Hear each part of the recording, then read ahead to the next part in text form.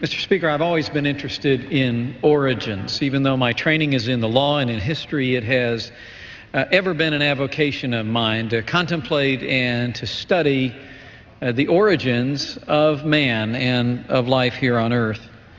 And many theories of origins have been propounded throughout our nation's history. 1859, a sincere biologist returned from the Galapagos Islands and wrote a book entitled The Origins of Species, in which Charles Darwin offered a theory of the origin of species, which we've come to know as evolution. Charles Darwin never thought of evolution as anything other than a theory. He hoped that someday it would be proven by the fossil record, but did not live to see that, nor have we.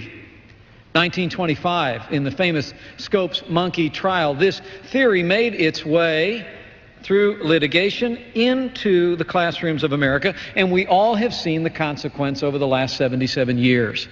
Evolution not taught as a sincere theory of biologists, but rather, Mr. Speaker, taught as fact.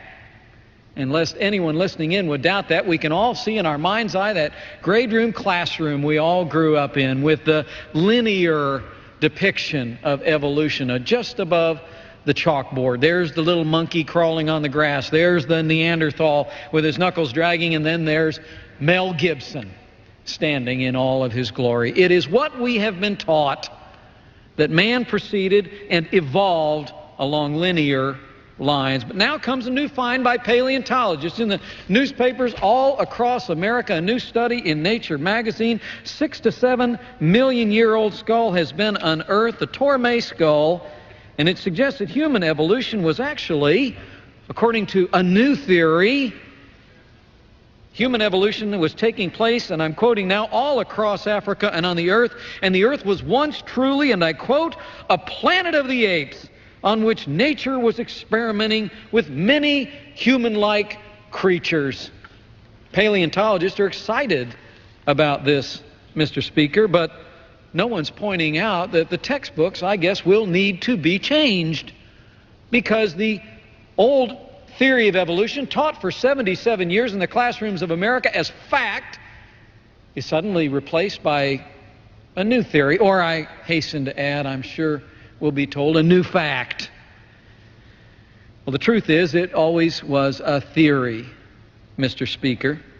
And now that we've recognized evolution as a theory, I would simply and humbly ask, can we teach it as such? And can we also consider teaching other theories of the origin of species, like the theory that was believed in by every signer of the Declaration of Independence?